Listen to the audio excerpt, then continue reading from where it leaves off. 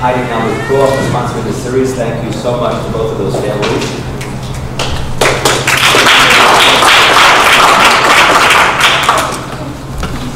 And we do have ambitious, hopefully you agree, outstanding programming over the course of the year. The speaker is not advised in Shabbat College residents. And so if you're inspired perhaps to be a sponsor or a co-sponsor of a scholar or a speaker, please see me. Or perhaps consider the idea of sponsoring or co-sponsoring one lecture during the course of the year at some point. It'll help us continue providing this amazing programming. We fly a lot of these speakers in just to speak in our shul. So I think that Dr. Rig is here just for a short period of time. Last week, Ambassador Kurtzer was here just for a day. He came and he spoke at the shul, maybe had a meeting or two, but he was the reason why he came to Los Angeles, and then he flew back to the East Coast. So it's our great privilege to host this evening Dr. Bryan Rig. I had the pleasure of meeting Dr. Rig in New York when he spoke at the Israel Whitmere, my previous shul, and when we were discussing about the Modern Mind series and which speakers and scholars to bring in this year, I said he was just so fantastic. When I heard him in New York, and he was a big hit with the whole community. And later I learned that he came here a number of years ago to Beth Jacob, I think, maybe 10, 12, 13 years ago, that I said we must bring him back to, and for us to hear him again and to bring him to Beth Jacob. Dr. Bryan Rig now is the founder and director of the Rig Wealth Management firm. So we have to see how our endowment fund is doing, and perhaps we should consider Dr. Rig. It was his suggestion, but it's a good suggestion. Maybe we should consider using your wealth creation and management firm. Being a rabbi, I'm far from a prophet, and I have rarely ever made a prophet. So Dr. Rig served for a period of time as the professor of history at American Military University. He has a degree from Yale and a PhD from Cambridge. He's the author of a number of books, including Hitler's Jewish Soldiers and The Rabbi Saved by Hitler's Soldiers. And that's going to be a part of the talk that Dr. Rig is giving tonight. He's an amazing life story. And he's a mensch and a wonderful human being. So it's a pleasure to welcome back. Thank you for being here.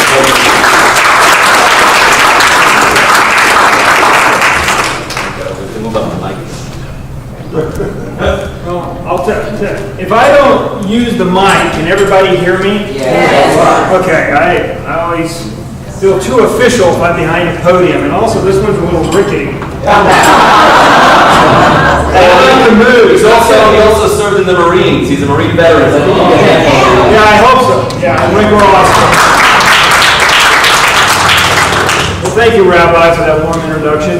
Thank you for the applause. We just had Veterans Day. You know, freedom is not free.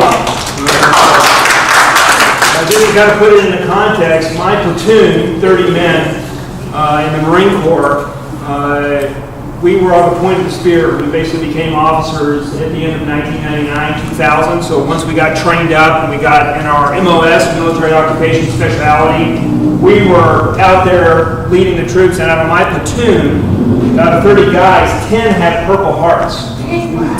So, you know, there's a lot of guys that were right out there, right at the front line. So whenever you see somebody in uniform, if you don't already, go up and say thank you. I was a butterbar lieutenant and could have possibly had sometimes, responsibility for millions of dollars worth of equipment and people's lives, and I was being paid $25,000 a year. People don't do it for money. We do it for patriotism. But yeah, thank you for putting that plug in.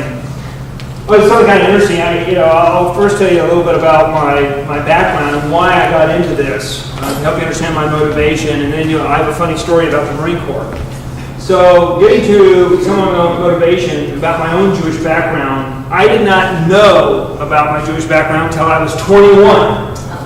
I went over to Germany and I started researching my family's background and went back to a lot of the towns where they were from.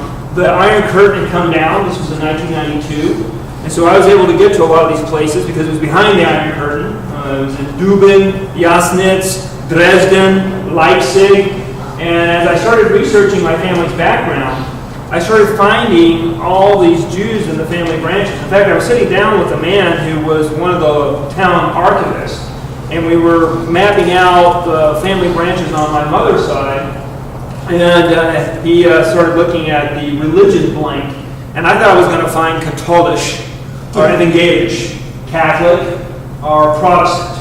And I was seeing instead Hebrewish, Israelish, and Mosaic. Israeli, Hebrew, or Mosaic, the religion of Moses. And I didn't really understand what that meant. It was very confusing to me that suddenly I was looking at my family tree and there was all these Jews in it. So when I returned to Yale to begin my sophomore year, I sat down at the Hillel with a lot of my Jewish friends, and I started asking them what it means to be Jewish. And you can only imagine the answers I got to that question.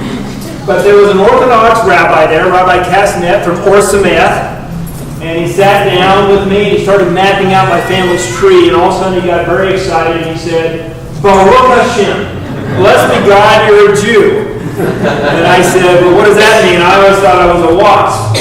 He said, well, according to Jewish law, halakha, says it comes down to your mother's line, you're Jewish. Welcome to the tribe. And about a year later, I got a full scholarship to go over to Jerusalem and study in a yeshiva with ultra-Orthodox Jews to learn about my, Ikus? My Yiddishkeit. So I'm sitting there with the yeshiva, bochers and so on, going to Wailing Law, and learning all about this background that I never knew I had. And I really, I embraced it thinking, what would happen to my family had we remained Jewish? Why did my family hide this? Why is there anti-Semitism?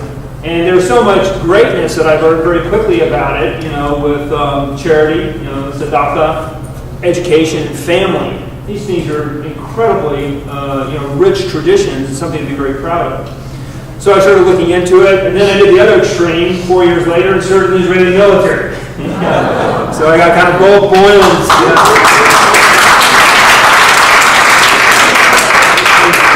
And then I did went to another tribe, went to the Marine Corps.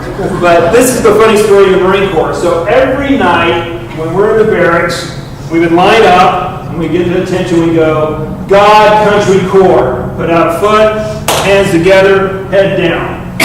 And a Protestant member of the platoon would give a Protestant prayer, and then a Catholic member of the platoon would give a Catholic prayer.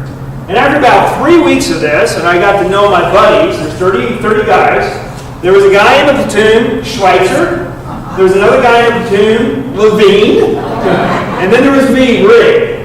And I was the only one that knew the Shema. So I went to the company commander and I said, hey, there's 30 of us, 10% of us are Jewish, we have a Catholic prayer, a Protestant prayer, but no representation for us three. Can I do the Shema? Captain Erickson said, you may. So for the next 7 weeks, I gave my best Shema every night, my Jewish 25, 25, 25, 50, 50, 50. And over here you got Dr. Ernst Bloch, Lieutenant Colonel, 50% Jewish, Aryanized. So now he's doing the search. So imagine this. Bloch is he's built like a linebacker. He's about 5'9", 5'10". He exercises and does gymnastics for at least 2 hours every day. He is about 200 pounds, solid muscle. And he has these other 2 guys going around with him, one speaking Yiddish. And he's going door to door and he's like, hey, where's the Rebbe? We want to rescue him. Don't mind the swastikas and the iron crosses. It's just what I have to wear. These guys are looking at him going, sure you do. Now, this is what's fascinating. Is the rabbi still in the foyer, Richard? Have him come in. He's going to like this part. Just take a wait out there. Come on in. I don't bite.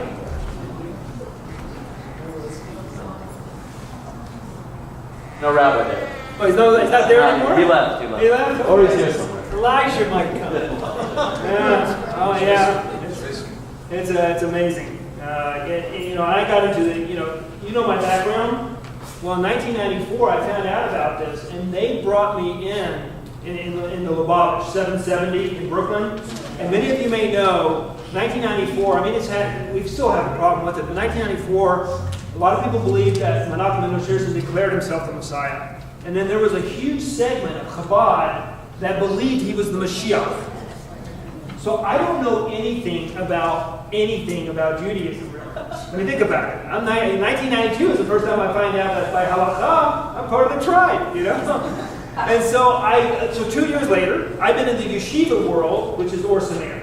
So it's the Harvard to the Hasidic world, Yale, you know, they do not like each other. So I go to Chabad, and then there's these two groups at Chabad that are trying to get my attention. One are the Mashiach guys.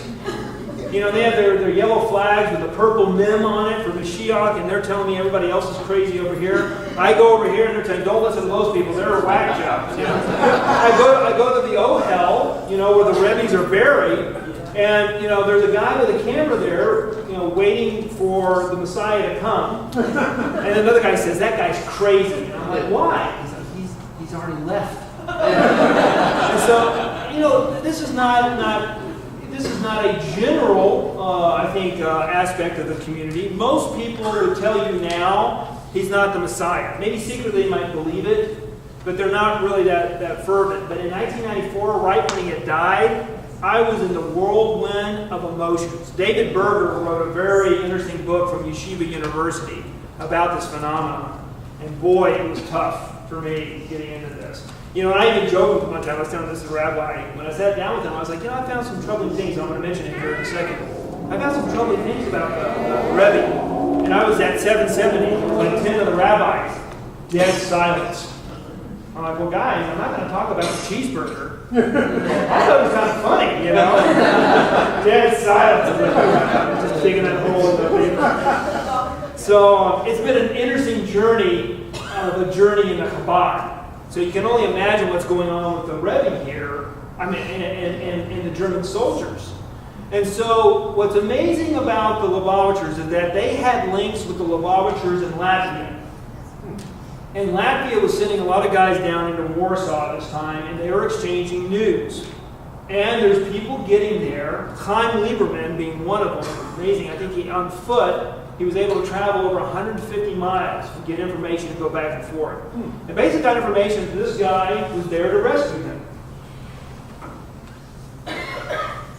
This is a part of the area where the Rebbe was, the segment of Warsaw, and this was a picture by the German military, taking a picture of an Orthodox Jew running by as quickly as he could on the other side of the street in this blown out building.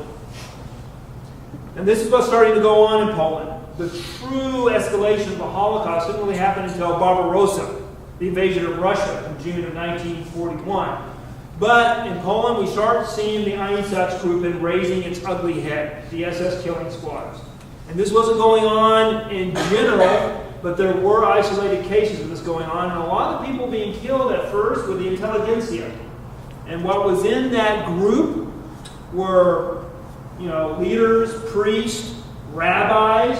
A lot of these people were being rounded up. And there's information out there that they were looking for Rebbe Shearson to round him up. This is a side note as well. A lot of people ask, why is this anti-Semitism? Why does Hitler hate the Jews? If you read Mein Kampf, there's two types of Jews Hitler hated. He hated what he viewed as draft dodgers and people who were ultra-Orthodox who studied all day. And then he hated communism. And who developed communism? Karl Marx. And why did he hate communism? Because after World War I, a lot of people forget, Germany was ripped apart by civil war between the communists and the Freikorps and the nationalists. And he saw a lot of this going on. Now, when I was in the Israeli military, my Rasab, my drill sergeant, he hated the ultra-Orthodox. And you hear about that problem in Israel today of the ultra-Orthodox not serving. And a lot of people are very upset about that. Well, this is what Hitler was talking about in Mein Kampf. Now, granted, when he started putting his anti-Semitism into play, he wasn't just focusing on these groups, he was focusing on everybody. But that's where originally his anti-Semitism came from. So when he goes into Poland, and most of the 3.5 million Jews there are ultra-Orthodox, the escalation of the Holocaust really shoots out the roof, if you will. So here to give you a little feel of what the area that we're talking about, Germany, Poland. And it was almost inevitable after World War I, when Germany was split in half, that Germany would eventually go to war with Poland. That was just unacceptable for Germans, that Prussia was cut off from Germany with the Danzig corridor.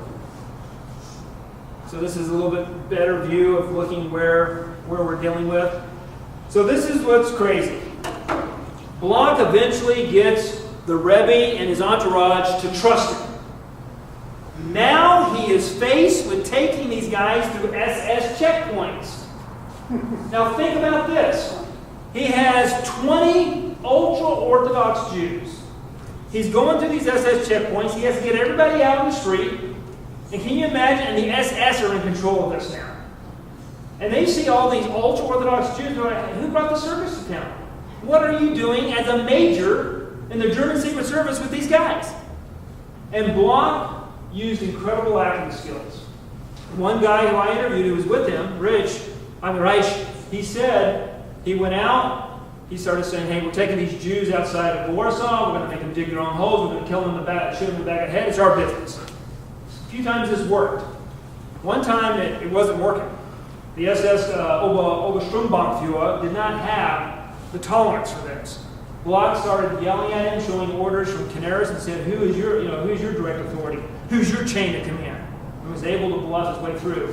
And one time he gets back in, and a Lubavitcher report that I got, he looks over to the Rebbe, he says, don't worry about it, I'm Jewish, I'm here to protect you. Now this is what's amazing.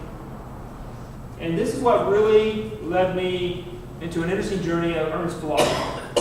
Because I was a Marine Corps officer. I can be given an order, and I can fulfill it, but I don't necessarily have to fulfill it with passion. By way of illustration, if Canaris was my commander and he said, go up and find the Jews, and I don't like Jews, I don't like this mission, I can go up to Warsaw, run around the city for a few days, call up Canaris, can't find him, I think he's dead, go back to Berlin. But you look how Bloch went about his mission, there's much more there than just fulfilling an order. He knew Rebbe represented Oscar Bloch, what his grandfather looked like, who was an ultra-Orthodox Jew. And I believe this is what really pushed him. And so he finally gets him out of Warsaw. Now this is what's crazy with this story. You would think they would make a beeline to neutral countries because they're trying to get into Latvia. No. Bloch takes him back to Berlin. To the heart of the Nazi Empire. Can you imagine what these Jews are thinking when they're going through Germany and all the red flags and the black swastika as they're going back to the heart of Berlin at the height of Hitler's power? And then they turn him over to the Latvian diplomats and then they get him up to Riga. Now the question is, why do you think he did that? The SS, who were on his tail, would never have expected Bloch to make that move. Also, the Abwehr headquarters was in Berlin, so he'd get a lot of false documents, train tickets, and things of that sort. So it's one way, I think, throwing off the scent. The Rebbe eventually gets up to Riga. Now in Riga, he has to wait for our immigration office to give him visas.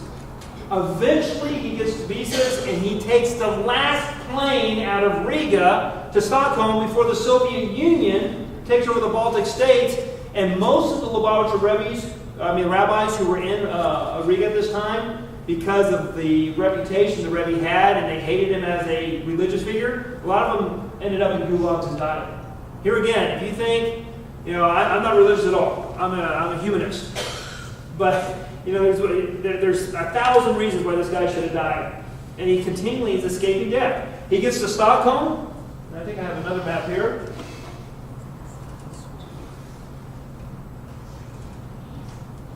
From Stockholm, he takes a train to Gothenburg.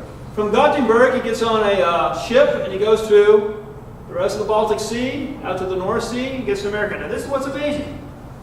By the time he gets in that ship, Germany has massed 90% of its U-boat force off the coast of Norway because they're about to invade it. Ships leaving before him and after him are sunk. But he makes it through. Just mind-numbing to me. And then he gets to America in March of 1940 at Battery Park, and the Lubavitcher are screaming and yelling and so happy and dancing, and that's why we have 770, in the largest Hasidic community in the world, based out of Brooklyn, New York. That was the ship, the Drottningholm. Now this, I'm going to go back. What's interesting here, and this is where I have a lot of problems with Lubavitch. I wish I could tell you the opposite of what I'm about to tell you, because I would have sold a lot of books and been a lot of Chabad houses. What he did is all those contacts he had that helped rescue him, he did try for a few of his students, but he didn't have much success. And then he went very internal. Many people say he went very dark. Norman Lamb, former head of Yeshiva University, really helped me understand this. And he's really harsh with him. Norman Lamb said this guy committed blasphemy, he's a horrible leader. And somebody said he's not a good leader. I'm not the person to be able to say who's a blasphemer, who's not. Rabbi Lamb is. But he went very dark. He started saying the Jews in America are causing the Holocaust. Reformed Jews, conservative Jews, modern Orthodox Jews, people who are not Hasidic, they're causing the Holocaust. While this is going on, instead of using his contacts to rescue lives and push lives, he rescues his library. He gets 2 semi-trucks full of books in 1941 to show up at 770 that he gets out of Warsaw.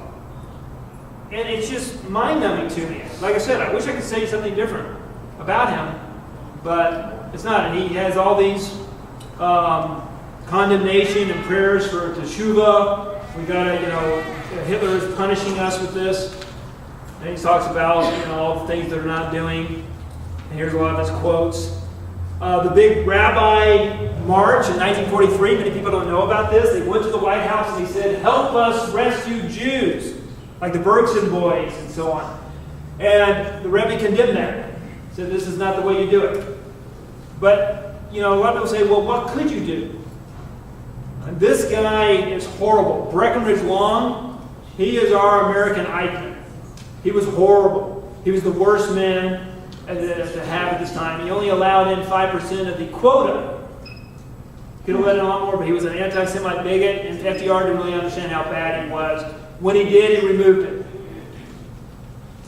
So this is what I always say when I don't always like to upset others, but when I do, I'm surely not trying. So this is what's a remarkable story. And maybe I'm going back and I'm honoring Rabbi Kastner and Or Sameach, because they come from this tradition. There are 2 rabbis out there that come from the same type of world Rabbi Shearson did, and they did get action. These guys didn't even speak English. They spoke Yiddish. And they were able to work with Morgenthau and get the War Refugee Board in 1944 and get Breckenridge Long removed. And the War Refugee Board saved at least 100,000 lives. A wonderful book called by David Wyman, Abandonment of the Jews, is a powerful work on this. These guys, Aaron Cutler of Lakewood Yeshiva and Abraham Kamalovitz, were Sadakim. They were amazing. Rebbe was condemning them for meeting with Christian leaders. Rabbi Cutler, in response to that, said, I would prostrate myself before the Pope if it would save one Jewish life. These are examples of good leadership. The Rebbe, unfortunately, did not have good leadership. And this is where the controversy is. The guy who died in 1994, his son-in-law, the 7th anniversary, who's made this huge movement and has done a lot of good. He said the exact opposite of what his father-in-law said. He said to say that the Jews were being punished for their sins is a desecration of God's name. And so this is another problem I have. People say, hey, the Rebbe's can't contradict each other because they have the same soul. I was like, well, that might be according to your theology, but I'm just reading the sources and seeing where they go.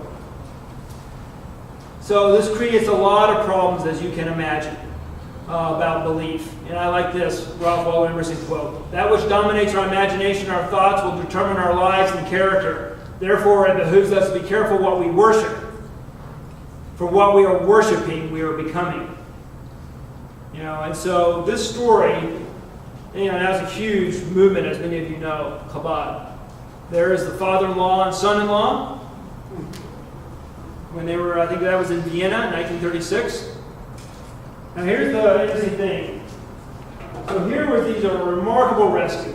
Amazing people coming together to enact the saving of lives. Now what happens to the rescuers? Blood goes back, and I have strong evidence. One of my mentors was Haskell Besser. And he was a wonderful guy. If you want to read a neat book, read The Rabbi of 84th Street book. It's his life. And he helped me an awful lot. He also helped me understand this because I was like, man, he told me, he's like, Bryan, if you say anything negative, you're going to have a hornet's nest. I was like, but doesn't it teach us in Judaism to tell the truth? He's like, yes. He's like, but you have a long and hard road ahead of you. I was like, can I quote you? He's like, wait till I die. And Rabbi Besser is quoted in here. He's a wonderful man. But so block this, and Rabbi Besser helped me do this. He's like, Bryan, I was reading your manuscript, and I read something, because he was a big tzaddik with the Gur Siddim. He's like, and I read a document from World War II of how the Gur Rebbe was rescued. And he was rescued by a man with a deformed face. He was a German officer. And here's the document. And I started looking into it. There's a few other sources I have mentioned. I believe a year later, when the Gur Rebbe was taken out through Italy, he was taken out by German Secret Service agents. And I believe it was him again. So the two largest Hasidic communities in the world owe themselves to Bloch. Now this is something interesting. I went to a Chabad. I said, let's name a garden after Bloch. Let's name a hall. Let's praise. They do nothing to do with it. One of them told me, hey, it was an angel in human form. I actually wanted to call the book When Angels Wore Swastikas. But my editor was like, a catchy title, but that might be a little controversial. But that's what they believe. So Bloch does these amazing humanitarian acts. I also documented he saved a Jewish family down in Switzerland. And here's a wonderful story on the side. His 4 children knew none of this before I got a hold of them. And Bloch's personnel file had all the names of his children. One child was named Martin Bloch. I had an entire telephone book of Germany on CD-ROM, and I would look for people. That's how I got to 500 people. I'd look in the archives, find them, then I'd go see if they're still alive. Well, I wrote all 30 Martin Blochs, and I got one letter back, his son. And I sat down with the family. The family believed that their dad, so I'm getting ahead of myself. Let me finish the story with Bloch, and I'll come back to the story with the family. So Bloch goes back to his espionage activities. By 42, it dries up. Germany's on the defensive. You don't need to be looking at the economic power of other nations when they're pounding you. You need to actually push them away and see what they're capable of. So he gets to the Russian front as an officer. Serves on the Russian front for a year and a half. Is kicked out because of his Jewish background. And then goes into the paramilitary Volksstrom and dies 2 days before the war ends defending Berlin. His family believes he was a Nazi and abandoned them. I sit down with him. I have all these documents about the rescue. And his daughter, Dr. Obenhaus, OBGYN, with tears in her eyes after spending about 3 days with him. I got there on Thursday, and I actually spent the whole weekend with them too, so I was there 4 days, going over all this, talking about it. I was interviewing them. With tears in her eyes, she said, "You've given me my father." They now have pride, whereas before they had shame and a lot of struggles. And he dies at the end of the war. His 9 lives run out. Canaris, he was doing a lot of activity against Nazi Germany. You see Valkyrie, starring Tom Cruise, about the 20th of July, 1944 bomb attack on Hitler. He was part of that. He eventually gets arrested. He's sent to Flossenburg concentration camp. And a few days before the war ends, he's hung up by piano wire, nude, and killed, and then put on a pile of logs and incinerated. And I've gone to Lubavitch several times, and I asked, let's honor these men. They didn't have to do what they did, but they did. Now, maybe you can say Canaris did it for diplomacy and politics, but Bloch, you have a harder argument with that. But, I haven't got any traction. This is another thing that was really hard for me with Lubavitch. And I went to a lot of people in Lubavitch, like, help me out. Give me a counter story here. And I gave dozens and dozens of rabbis the book. And a lot of them, they just can't handle the criticism. And it's like me going to, I guess, an evangelical Christian saying, you know what, I don't believe Jesus rose from the dead. And I don't think he died on the cross for our sins. They're not going to read my book. And I think I had that problem. These people really believe he's infallible and that he's perfect. And I'm finding a lot of problems. And this is one of the things that really hurt me, because Max Rode was working pro bono with the understanding that when they got the Rebbe over, they would pay him. And it became a dominant thing in his life, and he said, I need to start being paid, and they agreed to pay him. And they started giving him some, but not all. They finally rescued him, so they paid all this money to get 2 truckloads worth of 40,000 books, but they can't pay their lawyer. The Rebbe gets over here, and they start building up a community and building up their little Chabad houses and starting to have money, never pay him. Not once. The documents are inundated with this guy, Max Rode, who, because of his contacts with Cordell Hull and Justice Brandeis, he was friends with Justice Brandeis, he clerked for him. And he was able to really help out here. And you read the documents, it's very clear. Without Max Rode, this rescue would not have happened. And he dies in obscurity in 1964 of cancer. Only a few people at his funeral. And I didn't read one Chabad rabbi go there. Now maybe they didn't know, but this guy should have been highlighted in their library. It's amazing. If you read my book, and I have it out here for you to buy, you will see what a wonderful man this is, Max Rode. And he really did follow through with this, do not stand by while your neighbor's blood is being shed. And this is what's amazing about Max Rode. He thought ultra-Orthodox Judaism was hocus pocus, superstition, nonsense. Yet these were brother Jews, and he was going to put everything on the line to rescue them. And this is what's fascinating. Sumner Wells was also involved with this. He was an Undersecretary of State. He was a gay man. You have Hamburger, Bloch, families were converts from Judaism. They were atheists, And you had Reich, who was gay. You have a lot of these secular people, Justice Louis Brandeis. So all the people the Rebbe was saying were causing the Holocaust were the ones who were responsible for rescuing him. And yet that irony was not seen. Look at it, and I fail at it all the time. I did take an oath for this Constitution and defend this land. I was a Marine, very proud of it. I was more than happy. Happy is not the right term. I was more than willing to die for it. And we have a lot of things in this world that we need to have that type of attitude for, but most of us do not. And I struggle with that. When we say never again, do we mean really never again? What about the Yazidis right now? What about Rwanda? What about the Bosnia? Or do we just mean never again to us, the Jews? Now I understand people are tribal, but the issues that the Holocaust brings out, and especially the story about rescue, is that one of the most powerful things from this book is that if an anti-Semitic, anti-refugee U.S. government can work with ultra-Orthodox Jews, who in turn work with the Nazi Secret Service to rescue the most ultra-Orthodox rabbi, who for all intents and purposes was very radical at that time, out from underneath the nose of the SS, and get him to America, then the question that should be asked of us is that if we can put away our petty prejudices, our religious differences, and our political differences, just think what we can do to rescue a life. To save a life, you save a world. Kill a life, you kill a world. And we do a lot better than most communities, but we still have a long way to go as Americans and as Jews. So, on that note, I'll open it up for questions, and I thank you so much for coming.